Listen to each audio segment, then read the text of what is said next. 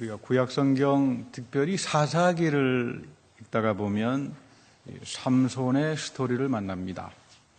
대단히 능력이 있는 사람이었고 대단한 일을 했지만 그 마지막이 무척 불운한 그런 사사에 속합니다. 삼손은 힘이 셌습니다. 힘의 상징이 삼손입니다. 하나님께서는 우리들에게 힘을 주는데 이 능력을 주는데 이것이 잘못 쓰여지면 이 삼손처럼 비운의 삶을 산다는 것을 우리에게도 이야기합니다. 힘이 너무 좋다가 보니까 이 블레셋 이방 처녀를 엄청 좋아했습니다. 아버지를 졸라서 장가를 들었습니다. 이거부터가 잘못된 겁니다. 이방 처녀하고 결혼한 게 잘못이 아니라 그 이스라엘의 사사인데 그 이스라엘의 모든 것들을 심판하고 관주하는 일종의 영적인 지도자인데 이 영적인 지도자가 아무리 이방 처녀가 아름답고 마음에 들기로서니 이렇게 함부로 할 수는 없는 겁니다. 딥나로 내려가다가 하루는 삼손이 포도원 근처에서 어린 사자 한 마리가 달려오길래 한 주먹에 때려 죽였습니다. 장사죠. 블레셋 처녀를 만나서 자기가 어린 사자를 때려 죽였다는 무용담을 아주 이야기를 했습니다. 아마 어지간히 이 블레셋 처녀를 좋아했던 모양이에요. 남자가 여자에게 홀리면 약이 없습니다. 이 집으로 돌아가다가 자기가 궁금해서 죽인 사자가 어떻게 하나 가서 봤더니 이 죽은 사자에게 벌떼들이 몰려 있어가지고 꿀이 고여 있어요. 이거 보니까 먹는 자에게 먹는 것이 나오고 강한 것에서 단 것이 나오는구나. 이 장가가기 위해서 이제 잔치를 벌이는 자리에서 이 삼손에게 시비를 걸려고 30명의 젊은 청년들, 블레셋 청년들이 모인 자리에서 내기를 겁니다. 그 상금으로 모시옷 30벌과 겉옷 30벌. 굉장히 그 당시는 큰, 오늘날도 굉장히 큰 재산에 속합니다만은. 이 수수께끼 문제가 뭐냐 하면 이 먹는 거에서 먹는 것이 나오고 강자에게서 단 것이 나온다. 이게 뭐냐? 그 모여있는 청년들이 알 바가 없습니다. 그래서 결국은 삼손의 아내에게 가서 강청을 해가지고 알아냅니다. 무엇이 꿀보다 달겠으며 무엇이 사자보다 강하겠느냐. 삼손이 열이 받쳐가지고 결국은 자기 와이프를 통해서 비밀이 누설됐구나 생각을 해서 자기 고향 땅으로, 고향집으로 내려가 버립니다. 화가 났습니다. 블레셋 사람들은 이 전통이 뭐냐면 이 남편에게 소박을 당하면 막 바로 시집을 보내야 됩니다. 남편에게 소박을 받아서 한 달, 두 달 지나도 못 가면은 영원히 못 가니까 그래서 부랴부랴 삼손의 친구 가운데 들러리를 삼았던 사람에게 그 아버지가, 시아버지가 자기 딸을, 장인 어른이 딸을 보내버립니다. 결국 이 일로 인해서 삼손이 화가 나가지고 블레셋 사람들에게 복수하게 되고 결국은 복수가 복수를 불러일으켜서 블레셋 사람들은 이전에 삼손의 아내와 장인을 죽여버립니다. 이 삼손의 삶을 보면 끊임없이 블레셋 사람들하고의 갈등입니다.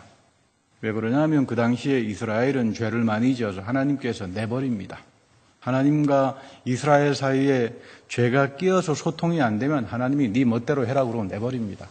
그래서 블레셋 사람들에게 지독하게 당했습니다.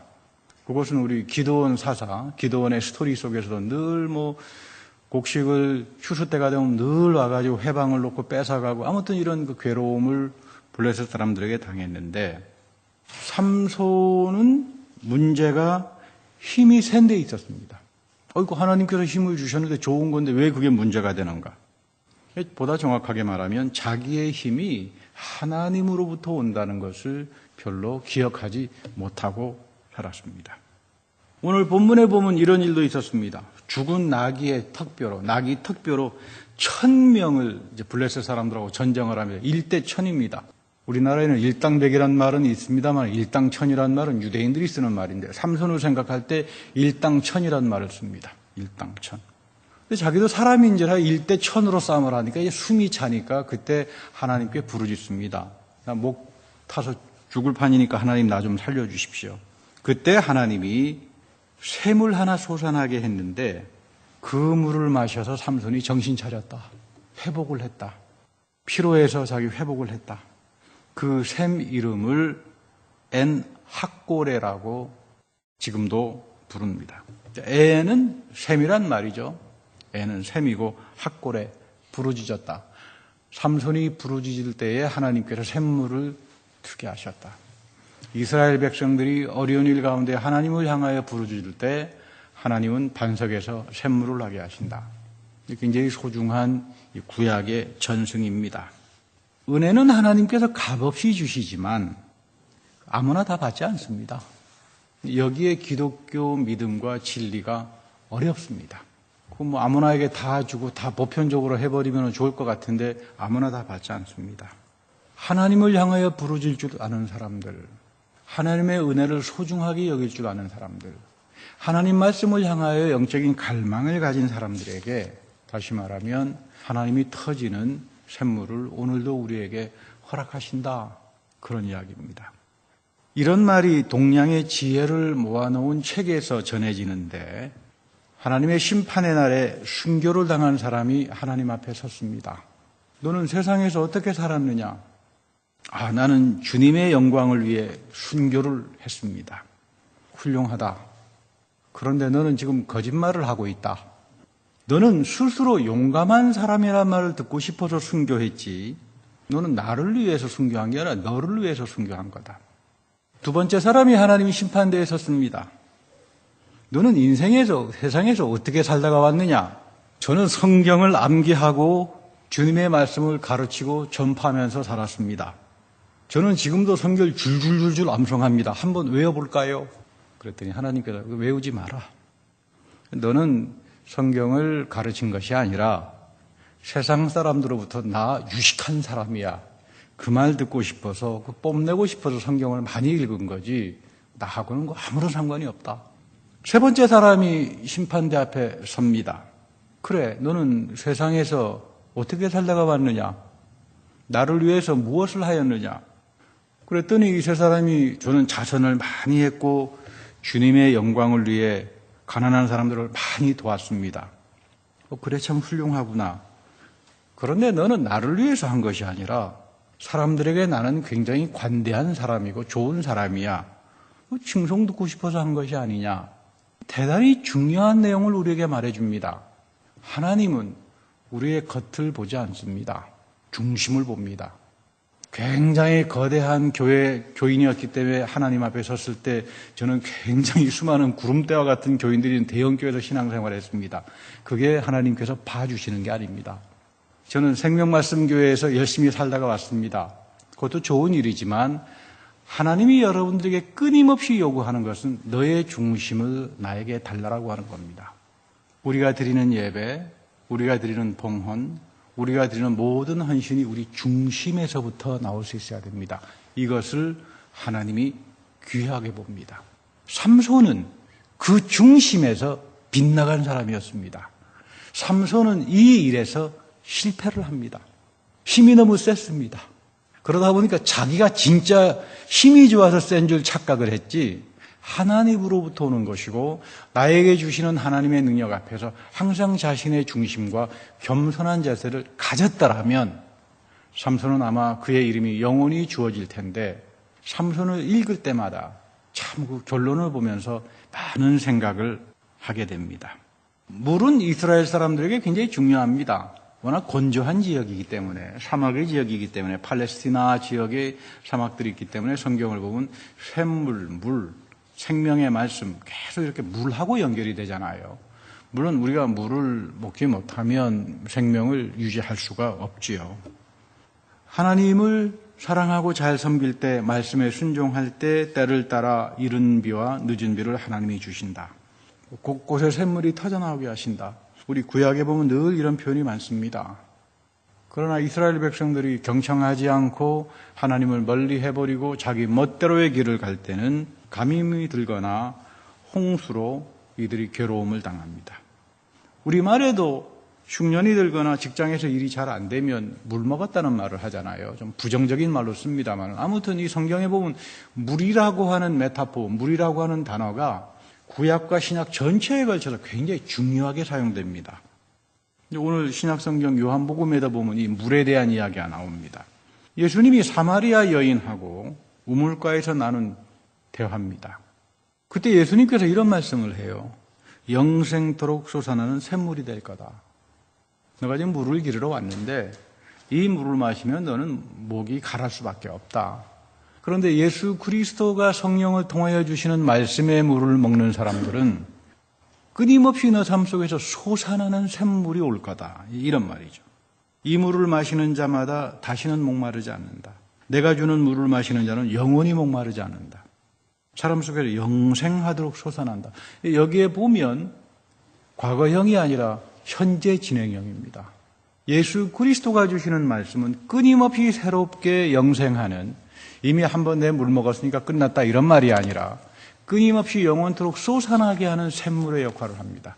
구원의 현재 진행형을 이 본문 속에서 우리가 만나게 됩니다. 이 항상 우리에게 영원히 솟아나는 샘물을 마시는 사람들은 세상의 물 안 먹으려고 합니다. 그리스도가 주시는 물을 끊임없이 마시는 자들은 영생하도록 솟아나는 샘물이 되기 때문에 내 삶을 풍족하게 채워주기 때문에 세상에서 주는 물, 세상 것 시시해서 다가가지 않게 됩니다. 우리가 왜 영적으로 마음 안에 불편함이 있는가, 상처들이 있는가, 섭섭함이 있는가? 이 생명이 근원이 되시는 하나님으로부터 오는 말씀의 생명의 샘을 얻지 못하기 때문에 그렇습니다. 하나님의 말씀을 떠나서 세상의 가치를 쫓아가는 사람들에게, 자기 생각의 고집과 자기 판단을 쫓아가는 사람들에게 목마름은 절대로 해결이 되지 않습니다. 오히려 사람이 돈을 많이 가지게 되면 돈에 대한 갈증이 줄어드는 것이 아니라 목마름이 더 심합니다. 사람이 돈의 노예가 되기 시작하면 우리에게 돈이 평화와 기쁨을 절대로 주지 않습니다. 성경에서 그래서 항상 자족하라. 그리스도의 말씀을 통해서 하나님의 생각으로, 성령의 생각으로 내 삶 속에 채워지면 자족하는 진리가 나타나는데, 이 자족이란 말은 가난하게 살라는 말이 절대 아닙니다. 하나님이 주시는 걸로 채워지면서 살아가라. 하나님께서 너 삶을 잘 인도할 거다. 다른 말로 말하면 두 주인을 섬기지 않는다는 거죠. 이스라엘 백성들은 욕심이 많았습니다. 바알, 번영의 신입니다. 바알도 섬기고 하나님도 섬기고. 그래서 우리 엘리야 선지자가 그러잖아요. 갈멜에서 너희들은 왜 머뭇거리느냐? 한 발은 바알에게, 한 발은 하나님에게. 예수님도 그렇죠. 절대로 하나님 만몬하고 하나님을 같이 섬기지 못한다. 우리에게 주시는 모든 물질의 복은 하나님으로부터 오는 것이고 그 중심을 통하여 우리가 복된 삶을 살아가는 거지, 양다리 거쳤다가는 절대로. 그래서 우리 야고보 사도도 똑같은 말을 하잖아요. 두 마음을 품는 자는 하나님으로부터 아무것도 받지 못한다. 나는 지금까지 기도하고 신앙생활을 한다고 노력을 했는데 왜 나에게는 아무것도 없을까? 돌아봐야 합니다. 나는 두 주인을 섬기고 살지 않았나? 정말로 내가 하나님 말씀과 그 가치에 올인하고 경청하면서 살았던 사람들에게 주어지는 그 자족과 풍부함의 축복이 있는가 하면, 끊임없이 두 주인, 자기 생각을 섬기고 자기 편견대로 했던 사람들에게 아무리 그 사람이 신앙생활을 잘했다 그러지만 하나님께서 마지막 심판날에 그 중심을 보듯이 아무것도 우리는 하나님으로부터 얻지 못하게 됩니다. 제가 잘 아는 선배 목사님이 대단한 거부인 장모님하고 목회를 같이 한 적이 있어요. 이분을 만났더니 이분 하시는 말씀이, 이 굉장히 거부인 장로님에게 배운 게 여러 가지가 있는데 특별히 배운 게 뭐냐 하면, 어려운 사람들이 찾아와서 선교 헌금을 부탁하면 그 장로님은 반드시 2배를 준대요. 2배를. 자기가 목회자로서 같이 교회를 섬겼지만 그 참 복된 사람이더라. 참 훌륭한 사람들이다. 근데 이상하게 이런 영적인 축복이 자녀들에게는 이어지지가 않더래요. 그러면서 우리가 신앙 안에서 자녀 교육을 한다는 게 참 중요합니다. 오늘 요한복음 6장 63절에서 예수님은 생명을 주는 것은 영이라고 말합니다. 영입니다. 우리가 생명을 얻으려면 이 성령을 체험해야 되는데, 성령이 우리에게 오셔서 생수처럼 목이 마른 사람들에게 채워주고 샘처럼 솟아나게 합니다. 성령은 우리가 생수를 마시듯이 항상 퍼마셔야 됩니다. 말씀을 통해서 우리가 성령을 퍼마시고, 예배를 통해서 성만찬에 참석하면서 성령을 퍼마시고, 봉사를 통해서, 복음 전파를 통해서 항상 성령을 퍼마시는 사람이 돼야 돼요. 여기에서부터 엔합고레와 같은 터지는 샘물의 축복들이 이어지는 겁니다. 그런데 육은 무용하다라고 말합니다. 여기서 말하는 육은 우리 육신적인 삶이 아닙니다. 성경에서 이 육은 flesh, 육신적인 삶 가운데 죄 가운데 거하는 것을 육이라고 표현합니다. 이 육, 바디가 아닙니다. 인간의 몸이 아니라 human flesh, 죄된 성품을 가지고 살아가는 사람들. 우리 안에 끊임없이 죄된 성품이 있어서 하나님의 것, 하나님의 영원한 샘물을 추구하기보다는 세상 것, 자기 마음에 드는 것, 킁킁킁거리면서 그 세계를 향해서 가는 그런 육신적인 삶의 모습들이 있잖아요. 그건 무용하다. 그쪽으로 가지 마라. 그래서 오늘 요한일서 16절에서 사도 요한이 말합니다. 그 유명한 말이죠. 세상에 있는 것 중에 육체의 욕망을 자랑하지 마라. 이게 육이 무용하다라고 하는 말입니다. 왜 육이 무용한가? 육신적인 삶을 쫓아가는 게 왜 이렇게 무용한가? 이게 육체의 욕망을 쫓아가게 합니다. 육체의 욕망을 쫓아갑니다. 가장 대표적인 사람이 삼손이죠. 결국 나중에 이 드릴라라고 하는 여성에게 걸려가지고 완전히 패가 망신당합니다. 육신의 삶이 무용하다 이 말입니다. 그런가 하면 눈의 욕망이 있습니다. 보는 대로 보기에 좋으니까 눈에 보이는 그 영원한 것을 보지 못합니다. 그 자기 판단, 자기 생각, 겉에 드러난 모습, 그 눈에 보이는 거, 눈으로 보는 즐거움이 있지만 결국은 눈의 쾌락을 쫓다가 인생 허비하고 맙니다. 그런가 하면 세상 살림에 대한 자랑이 있습니다. 이생의 자랑. 어디 돌아다니면서 돈 자랑하지 말라 그 말입니다. 이생의 자랑이라고 하는 게 이 본문에 보면은 내가 세상의 살림, 내가 이만큼 돈을 가지고 있다. 그런 자랑하지 마라. 돈 자랑하는 사람 치고 잘된 사람 하나도 없다. 이게 우리 사도 요한 선생의 지금 훈계입니다. 이생의 자랑하지 마라. 그저 다 하나님께서 주시는 대로 자족하고 생명을 가지고 살아갑니다. 이렇게 해야지. 여러분 그 돈 좋아하는 사람은 돈으로 죽잖아요. 이생 살림 자랑하지 마라. 여러분 소유라고 하는 것은 영적인 겁니다. 여러분 내가 가졌다 그래서 그게 소유가 됩니까? 내가 아무리 큰 집을 가지고 있지만 갈 때마다 그 집에 대해서 불평이나 하고 말이죠. 늘 갈등만 있으면 그 큰 집이 소유가 되지 않습니다. 성경에서 말하는 소유는 즐김입니다. 즐김. 성경이 말하는 소유라고 하는 것은 내가 아무리 작은 집에 살더라도 참 아내가 고맙고 잘 자라준 아이들이 고맙고 하나님이 이만큼 내 삶을 인도해 준 그거 가지고 감사하고 즐길 줄 알면 그것이 여러분 소유가 되는 거예요. 소유는 능력입니다. 성경에서는 내가 돈을 많이 가지고 이생의 살림을 자기 비즈니스를 자랑하는 게 소유일는지 모르지만 성경은 절대로 결단코 그런 소유는 무용하다라고 말합니다. 여러분들이 가지고 있는 소유를 여러분 즐길 줄 압니까? 즐겨야 돼요. 누리는 겁니다. 이게 소유입니다. 하나님의 말씀도 내 삶 속에서 즐거워하고 누릴 줄 알 때 나의 것이 되는 진정한 소유가 되는 거죠. 오늘 우리 성경 공부 시간에도 배웠잖아요. 소유라고 하는 것, 하나님 말씀이 내 삶 속에 이어지게 하는 것. 그래서 거룩이라고 하는 삶이라고 하는 것은 다른 것이 아니라 성령 안에서, 말씀 안에서 항상 하나님의 능력과 풍부함을 기뻐하는 거잖아요. 그럴 때 거룩이 나의 것이 되잖아요. 내가 산에 올라가서 40일 금식기도 했다 그래서 여러분 내가 거룩해집니까? 거룩이라고 하는 것 우리가 즐길 줄 알아야 됩니다. 하나님의 모든 말씀의 가치는 내 삶 속에서 나의 것이 되려면 즐거워하고 감사할 줄 알고 그랬을 때 진정한 나의 소유가 되는 겁니다. 엔합고레입니다. 무엇이 삶이고 무엇이 행복한 삶일까? 하나님의 샘물로 하나님의 넘치는 은혜의 말씀으로 채워지는 거죠. 그것을 내 삶 속에서 즐길 줄 아는 거. 그리고 나의 것으로 만들어가는 것. 이것이 다시 말하면 신앙생활의 특권이라고 하는 겁니다. 오늘 자기 만족을 하지 못했던 사마리아 여인이 있습니다. 공무한 삶을 삽니다.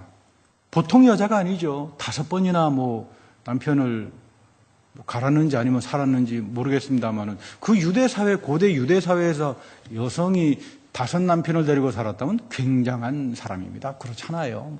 여자 대장부나 할 일이죠. 요즘도 어렵잖아요. 남자 5 데리고 사는. 근데 공허해요. 채워지지 않습니다. 그 왜 안 채워집니까? 안 채워지거든요. 차라리 남편은 혼자 좀 변변치 않더라도 혼자 남편하고 살면서 그 남편을 보면서 기뻐하고 즐거워한다면 그 사람은 채워지는 삶입니다. 그거는 뭐 남자도 마찬가지입니다. 남자들이 어디 가서 아무리 바람피고 다니면서 여자를 데리고 산들 그 절대로 여러분 채워지지 않습니다. 우리의 삶이 채워지려면, 우리의 삶이 하나님 것으로 자족이 되려면 살아계신 그리스도를 만나야 합니다. 살아계신 하나님을 인격적으로 체험하지 않고서는 교회도 신앙생활도 무용합니다. 우리 신앙생활이, 교회생활이 육으로 가서는 안 되잖아요. 육적인 것을 추구하는, 교회가 이생의 자랑으로, 눈의 욕망의 자랑으로 이런 걸로 채워지기 시작하면 우리는 살아계신 하나님을 절대로 만나지 못하고 하나님의 말씀과 성령을 통해서 우리에게 샘물처럼 쏟아지고 싶은 이 학고래의 축복을 우리가 얻지 못합니다. 그럴 경우에 교회도 내 인생도 목마를 수밖에 없다는 이야기죠. 하나님의 형상이 회복돼야 합니다. 오늘 제가 말씀드렸습니다만 하나님의 형상이라고 하는 건 다른 말이 아닙니다. 하나님 말씀을 통해서 소통하는 능력이 하나님의 형상입니다.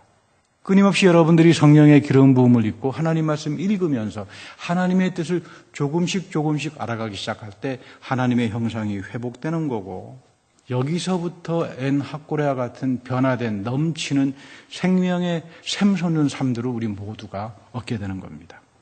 그래서 오늘 바울은 이것을 항상 새로움이라고 말합니다. 육신적으로 우리는 한 번 태어나지만 영적으로 우리는 항상 새롭게 태어난다. 하나님의 형상은 한번 회복하는 것이 아니라 죽을 때까지 끊임없이 회복되어가는 과정 속에 있다. 이런 말입니다. 그래서 골로새서 3장 10절에서 바울이 말하죠. 새 사람을 입어라. 이 새 사람은 자기를 창조하신 분의 형상을 따라, 하나님의 형상을 따라 끊임없이 새로워지는 거다. 끊임없이 새로워진다. 신앙생활이라고 하는 것은, 넘치는 은혜의 샘을 체험하는 삶이라고 하는 것은 끊임없이 새로워지는, 그래서 참된 지식에 이르게 되는 거다. 여러분, 지식을 알더라도 제대로 된 지식을 알고 사세요. 제일 허망한 사람들이 엉터리 지식 갖다 놓고는 그게 마침 진리냐 이런 이야기하는 사람들 보면 참 허탄합니다. 이런 헛방질 하지 마세요. 진정한 지식, 참된 지식, 영적인 지식은 말씀과 성령을 통해서 은혜의 샘물을 퍼먹어가면서 항상 새로워지는 삶들에게 주어지는 겁니다.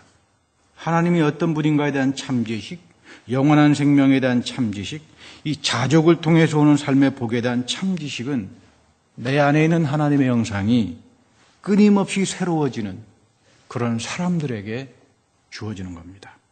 여기서부터 나는 하나님과 소통하기 시작합니다. 여기서부터 나는 하나님의 말씀을 읽으면서 하나님의 뜻을 알아가기 시작합니다. 하나님 말씀을 통해서 내 생각이 얼마나 하나님의 뜻 앞에서, 하나님의 생각 앞에서 무용하고 보잘것없었는가를 알기 시작합니다. 그래서 죄가 뭔지를 압니다. 내가 항상 하나님 앞에서 모자라구나. 내 거룩의 중심을 항상 하나님 앞에 비춰보는 그런 사람이 됩니다. 랜디 파시라고 하는 교수가 쓴 마지막 강의라고 하는 책이 있는데, 뉴욕 카네기 멜론 대학의 유명한 교수입니다. 유튜브에 올라와서 수많은 사람들이 그 강연을, 여러분들도 보신 분이 있었는지 모르겠습니다만은, 거기에 이 교수가 그런 말을 합니다. 의사에게 갔더니 자기의 췌장암이 이제 재발되었는데 얼마를 살 수 있겠습니까? 물었더니 의사가 웃으면서 대답을 하더래요. 웃으면서 앞으로 6개월 동안은 건강하게 잘 살 수 있습니다. 그때 자기가 굉장히 깨달은 바가, 만일에 의사가 인상을 푹 쓰고 뭐 침을 해가지고 6개월밖에 못 삽니다 그러면 자기도 살 마음이 전혀 없었는데, 그 의사가 편안하게 이야기하면서 앞으로 6개월은 건강하게 잘 살 수 있다. 내가 갑자기 뭐 심장마비로 죽을 것도 아니고, 그래도 가족하고 함께 6개월 동안은 건강하게 잘 살 수 있으니까 참 그 시간적인 여유가 있어서 내 인생을 정리할 수 있구나, 참 감사했답니다. 이 강연에서 중요한 게 뭐냐 하면 항상 우리에게 소망의 삶을 사는 게 중요하다. 랜디 파스 교수가 그런 말을 합니다. 안경은 왜 씁니까? 그러면 저 같으면 눈이 나쁘니까 쓰죠. 하지만 그렇게 말하지 말래요. 잘 보기 위해서 씁니다. 여러분들의 그 좋은 복된 얼굴을 잘 보기 위해서 이 목사가 안경을 끼고 나왔습니다. 이렇게 말하면 좋습니다. 이 가게는 언제까지 문을 엽니까? 그러면 대부분 다 8시에 닫습니다. 그렇게 말하지 말래요.